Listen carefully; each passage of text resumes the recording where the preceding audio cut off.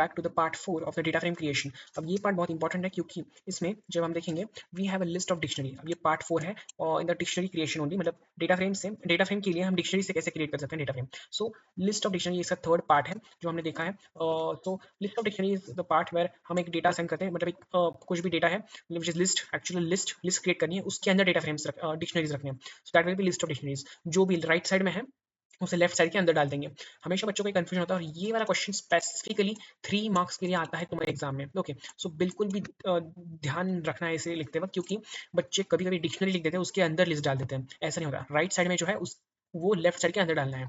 सो dictionary हमेशा list में जाएगी। सो लिस्ट एक बनानी है, लिस्ट के अंदर हमें बहुत सारी वैरायटी ऑफ डिक्शनरीज बनानी है। ओके, सो अब जब ये बनाया है, एक एग्जांपल ऐसा ही देख लो कि there is a dictionary created, one dictionary there will be one column, मतलब अब ये नेम एंड एज है, दो है इसमें, एक ये और एक ये है। सो ये सेम सेम है। तुम देख रहे हो डिक्शनरी मतलब क्या, की एंड वैल्यू पैर होती है, विच इज की इज टू वैल्यू। सो के मतलब विच इज की, that will be same for all the things, मतलब ये की है name and age, name and age will become column by default। एक डेटा फ्रेम बना रहे हो तो वो टेबल होगा, राइट, सॉरी।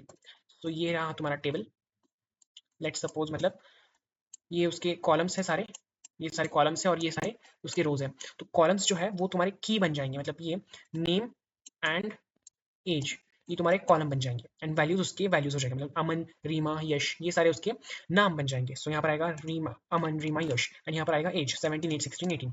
अब जब तुम इसमें इंडाइसेस देखो तो वो जीरो से ही स्टार्ट होंगे बाय डिफॉल्ट। यहाँ पर हमने इंडाइसेस खुद से ऐसे नहीं किए, सो दैट्स द केस कि हमें यहाँ पर इंडेक्स वैसे ही देने हैं, which is 0 1 2 3 4 5। So that's the case. अब यहाँ पर हम इसे कोड करके देखते हैं और एग्जांपल दूसरा लेते हैं। हम यहाँ पर मार्क्स, नेम एंड मार्क्स का एग्जांपल लेते हैं। So while doing code you have to keep in the mind about all this things. अब ये पार्ट 4 हम कर रहे हैं for the list of dictionaries. याद रखना जो राइट में है उसे लेफ्ट के अंदर ट्रांसफर करना है। सो इन्फो अगेन मैं बनाता हूँ वेरिएबल। इन्फो नाम के इस एग्जांपल में there are columns, there are list, list के अंदर तुम्हें बहुत सारी डिक्शनरियाँ बनानी है। Dictionary number 1, dictionary number 2 and dictionary number 3। तीन डिक्शनरी मैं यहाँ पर बनाऊंगा एज एग्जांपल। सो यहाँ पर हमें सबसे पहले नेम, क्या है, हम नेम एंड मार्क्स बनाने वाले थे। ओके, सो नेम, अब नेम ये एक हमेशा तुम्हें सेम रखनी है जब भी तुम ये कोड कर रहे होंगे। सो नेम कॉलम, और लेट्स सपोज मैंने योश हमेशा एग्जांपल लिया तो मेरे मार्क्स, फिर कॉमा देके you have to give another column का नाम विच इज एज, मार्क्स यहाँ पर हम लिखना है मार्क्स नाम के लिए। अब उसके मार्क्स यहीं पर डिफाइन करने हैं। सो लेट्स सपोज 99, वैसे तो मुझे 100 आए थे लेकिन सॉरी ये या so this is 100। Again Anika नाम का एग्जांपल हमने लिया था, तो ये कभी नहीं है भूलना। फिर अनिका, अब ये भी एक स्ट्रिंग है, so you have to give string to it, quotation mark to it, फिर अगेन मार्क्स लिखने हैं एंड उसके बाद हमें लिखना है उसके मार्क्स। लेट्स सपोज 98 आए हैं। So same for this. अब ये मैं सिर्फ कॉपी करूंगा कि हमारे पास एक्चुअली बहुत टाइम कम है। सो ये पूरी डिक्शनरी नहीं, सिर्फ डिक्शनरी तो हमने ऑलरेडी क्रिएट कर दी है, बस उसका नाम और दिस, ये सेम टू सेम यहाँ पर हम कॉपी करेंगे। अब यहाँ पर मार्क्स कीजिएगा हम 92 या फिर 90 कर लेंगे एंड नाम कीजिएगा XYZ। ओके, XYZ नाम का कोई तो है। ओके, ये हो गया हमारा एक लिस्ट ऑफ डिक्शनरी क्रिएट। अब इसके बाद हमें एक डेटा फ्रेम क्रिएट करना है which is GF3। So PD dot data frame, data frame create करने के बाद we have to just write info और उसे प्रिंट करना है, GF3 को प्रिंट।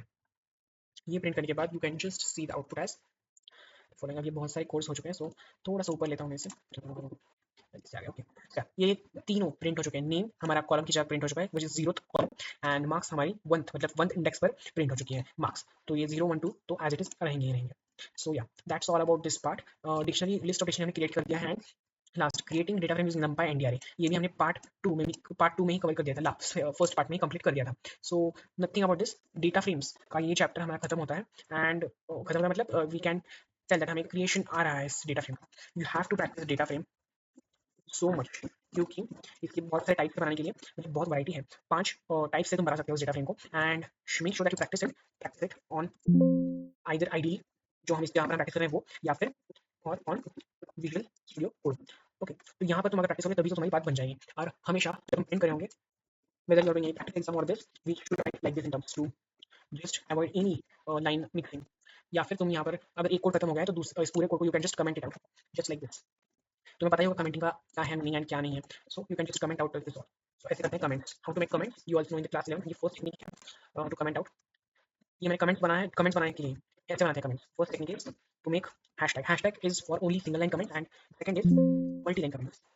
अगर तुम इसमें कुछ भी लिखोगे इसके अंदर, अब इसके अंदर तुम कुछ भी लिखोगे कमेंट आउट हो जाएगा। तो मैंने हेलो वर्ल्ड लिखा, तो this is only for the interpreter. तो ग्रीन में आ रहा है ये सब कुछ इंटरप्रेटर, मतलब समझने वाले को है, मतलब जो कोड देख रहा है उसके लिए ये समझने के लिए है कि क्या लिखा है कोड में, क्या है नहीं है। तो कमेंट्स वही काम करते हैं, ये 2 टाइप से कमेंट्स होता है, हर एक लैंग्वेज में ऐसा सेम ही होता है। ओके, सो ये थोड़ा सा एक्स्ट्रा नॉलेज। अब चलते हैं हमारे नेक्स्ट पार्ट की तरफ। Wish you all the best.